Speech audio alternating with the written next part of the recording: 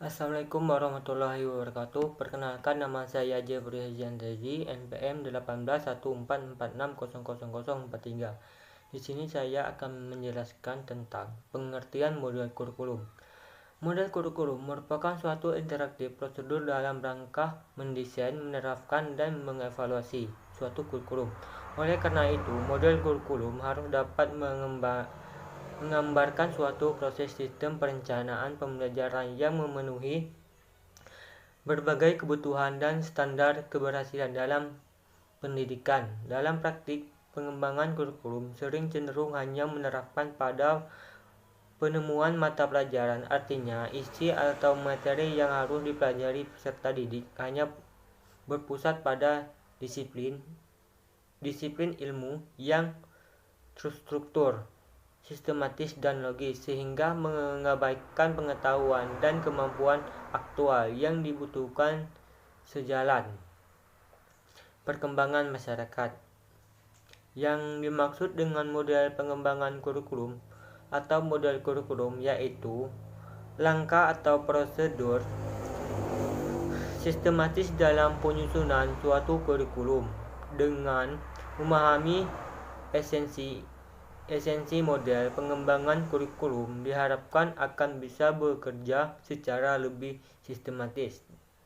sistemik dan optimal, sehingga harapan ideal terwujudnya suatu kurikulum yang akomodatif dengan berbagai kepentingan teori dan praktik bisa diwujudkan. Model kurikulum subjek akademis. Kurikulum subjek akademis merupakan salah satu model kurikulum yang paling tua. Kurikulum ini menekankan isi atau materi pelajaran yang bersumber dari disiplin ilmu. Kurikulum subjek akademis bersumber dari pendidikan klasik yang berorientasi pada masa lalu, bahwa semua ilmu pengetahuan, teknologi, dan nilai-nilai budaya telah ditemukan oleh para ahli di masa lalu. Guru sebagai penyampai bahan ajar harus menguasai semua pengetahuan yang menjadi isi kurikulum. Ada beberapa pola organisasi isi materi pelajaran kurikulum subjek akademis. Pola-pola organisasi yang terpenting menurut Sukmadinata 2009 diantaranya sebagai berikut. Yang pertama itulah correlated kurikulum. Itu adalah pola organisasi materi atau konsep yang dipelajari dalam suatu pelajaran dikorelasikan dengan pelajaran lainnya. Yang B itu adalah unfiat atau correlated kurikulum. Itu adalah pola organisasi bahan pelajaran tersusun dalam tema-tema pelajaran tertentu yang mencangkup materi dari berbagai pelajaran disiplin ilmu. Yang C itu adalah integrated kurikulum. Itulah warna disiplin ilmu tersebut sudah tidak kelihatan lagi. Bahan ajar diintegrasikan dalam suatu persoalan. Itulah kegiatan atau segi kehidupan tertentu. Yang D itu adalah problem solving kurikulum. Itulah pola organisasi yang berisi topik pemecahan masalah sosial yang dihadapi dalam kehidupan dengan menggunakan pengetahuan dan keterampilan yang diperoleh dari berbagai mata pelajaran atau disiplin ilmu. Baik, di sini saya akan menyampaikan tentang kurikulum humanistik. Model kurikulum humanistik menekankan pengembangan kepribadian peserta didik secara utuh dan seimbang antara perkembangan segi intelektual, kognitif, efektif, dan psikomotor. Kurikulum humanistik menekankan pengembangan potensi dan kemampuan dengan memperhatikan minat dan kebutuhan peserta didik.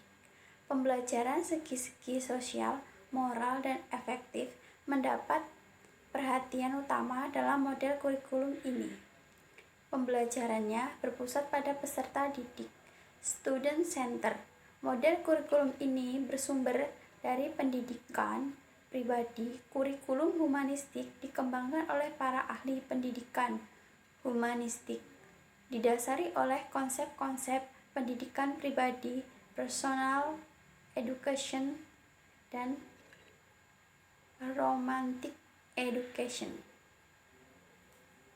Assalamualaikum warahmatullahi wabarakatuh. Perkenalkan, saya Nerli Aprilia dari kelas A218 NPM 1814460064. Di sini saya akan menjelaskan tentang kurikulum rekonstruksi sosial yaitu Kurikulum rekonstruksi sosial lebih memusatkan perhatiannya pada permasalahan yang dihadapi peserta didik dalam masyarakat. Kurikulum ini bersumber pada aliran pendidikan instruksional. Pendidikan merupakan kegiatan bersama, interaksi, dan kerjasama. Kerjasama atau interaksi bukan hanya terjadi pada peserta didik dan guru, melainkan juga antara peserta didik dengan peserta didik dengan orang-orang lingkungannya, dan sumber-sumber belajar lainnya. Melalui interaksi kerjasama ini, peserta didik berusaha memecahkan permasalahan yang dihadapi dengan masyarakat menuju pembentukan masyarakat yang lebih baik. Kurikulum rekonstruksi sosial memiliki komponen-komponen yang sama dengan model kurikulum lain, tetapi isi dan bentuk-bentuknya berbeda. Setiap tahun program pendidikan mempunyai tujuan yang berbeda. Tujuan utama dari rekonstruksi sosial adalah menghadapkan para peserta didik dengan tantangan, ancaman, hambatan, dan gangguan yang biasanya dihadapi manusia. Tantangan merupakan bidang garapan dari studi sosial yang perlu didekati dari bidang-bidang lain seperti ekonomi, sosiologi, psikologi, estetika, bahkan pengetahuan alam dan matematika. Masalah-masalah masyarakat mempunyai universal, dan hal ini dapat dikaji dalam kurikulum. Dalam pembelajaran rekonstruksi sosial, para pengembang kurikulum berusaha mencari keselarasan antara tujuan nasional dengan tujuan peserta didik. Guru-guru berusaha membantu peserta didik menemukan minat dan kebutuhan para peserta didik sesuai dengan minatnya masing-masing, bahkan berusaha memecahkan masalah sosial yang dihadapinya. Kerjasama yang berbentuk individu maupun per-kelompok sangat mewarnai metode rekonstruksi sosial.